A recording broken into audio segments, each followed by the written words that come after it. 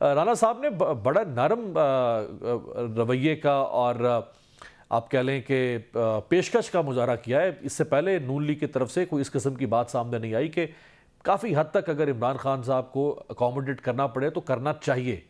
کیا یہ party policy بھی ہو سکتی ہے آگے چل کے، حکومت کی پالیسی؟ Thank you ji for having me on the شو.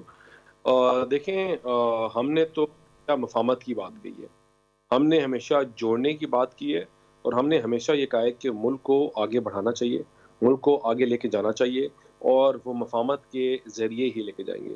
لیکن یہ انفارچونیٹ ہے کہ ہماری ان پالیسیز اور ان باتوں کے باوجود جو حریف ہیں اور جو عمران خان صاحب ہیں، ان کی سوچ کل بھی جلاؤ گراؤ کی تھی، کل بھی تفریق کی تھی، اور آج بھی ہے. دیکھیں، آپ نے جو ہم نے 9 سے پہلے جب عمران خان صاحب جس دن رہا ہوئے تھے، تو اس دن یہ انہوں نے کہا کہ آج جو آپ اسٹیٹمنٹ کی بات کر رہے ہیں، انہوں نے کہا کہ یہ ایک سوچی ساری سازش تھی.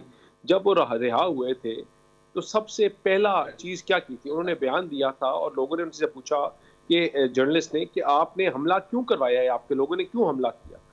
تو یہ ان کے اپنے منہ کے زبان لفظ ہیں کہ انہوں نے کہا کہ حملہ وہاں ہی کیا لوگوں نے جہاں سے ان کو کہا گیا تھا کہ مجھے سزا دی جائے یا مجھے اریسٹ کیا جائے. تو پرائم منسٹر ہاؤس نہیں، وہ GHQ کا. یہ عمران خان کی سٹیٹمنٹ ہے، یہ کسی نے ان سے زبردستی نہیں بلوایا.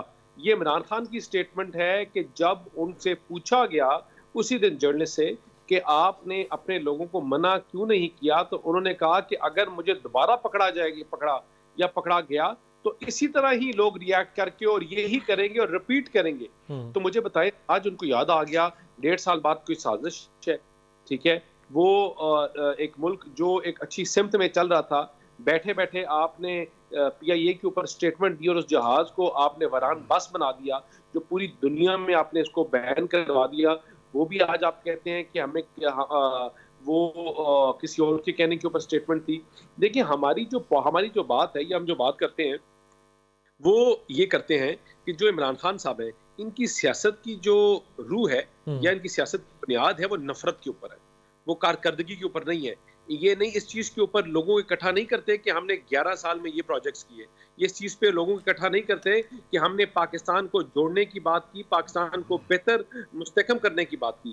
ان کی سیاسی سوچ ہے کہ پاکستان کو پاکستانی لوگوں کو نفرت کے ذریعے اکٹھے کرو.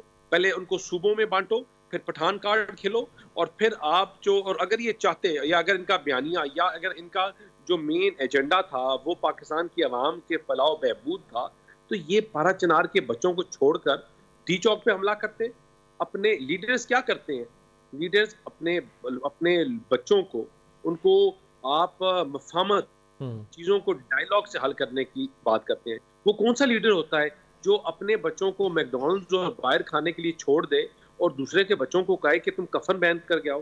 کیا آپ اپنے بچوں کو کہیں گے کہ کفن باندھ کر آؤ تم اور حملہ کرو؟ یہ نہ ہمارا معاشرہ، نہ ہماری سوسائٹی، نہ ہمارا ملک افورڈ کر سکتا ہے. لیکن یہ انفارچونیٹ ہے کہ سیاست کی بنیاد ہی ہے، اور آج بھی ادھر ہی کھڑی ہوئی ہے کہ آج جب آپ بات کرتے ہیں، یا وہ کان پکڑتے ہیں یا یہ پاؤں پکڑتے ہیں، مڈل وے نہیں ہے. یہی لوگ ہیں، انہوں نے کسی کو میر جعفر کا تغمہ پنایا، کسی کو آپ نے غدار کہا، کسی کو کیا کہا. لیکن آپ حقیقت میں پاکستان کو کمزور کرنے کی بات کرتے ہیں، اس ملک کو کمزور کرنے کی بات کرتے ہیں. اور ان کی سیاست کا جو محور ہے وہی یہ ہے. جب IMF پاکستان کے ساتھ بیٹھ کر ڈائیلاگ کرنے کی بات کر رہا تھا، غریب بے روزگار کی بات کر رہا تھا، تو انہوں نے IMF کے باہر کھڑے ہو کیا کہا؟ IMF نانیال سے یا آپ سے تو نہیں بات کر رہا تھا، وہ پاکستان کے غریب بے روزگار کے لیے کر رہا تھا، مزدور کے لیے. تو IMF کی بلڈنگ کے باہر کھڑے ہو کر انہوں نے کہا کہ اگر پاکستان سے مذاکرات کیا تو ہم سول نافرمانی کریں گے، ملک کو آگ لگا دیں گے، ملک کو بند کر دیں گے. اور یہی ان کا سیاسی بیانیہ ہے، ان کی سیاسی موت ہے کہ آج یہ ملک جو کبھی 40 روپے جس پہ ڈالر چلانگے مارتا تھا، کبھی 60 روپے، آج اس کی معیشت مستحکم ہو گئی ہے.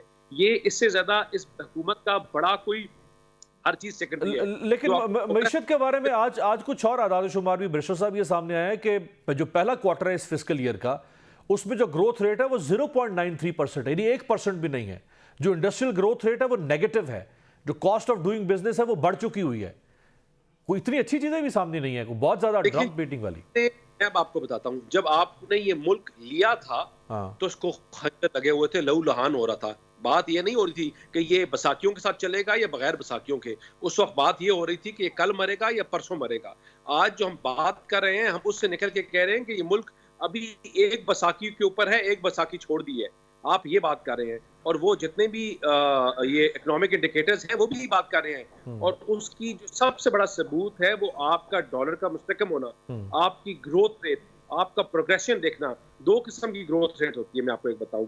एक जो है वो मार्केट ग्रोथ है, और एक बिजनेस सेक्टर की ग्रोथ है जो 3 कुछ के ऊपर है, और जिसको हम 2017 में 6 कुछ के ऊपर छोड़ के गए थे।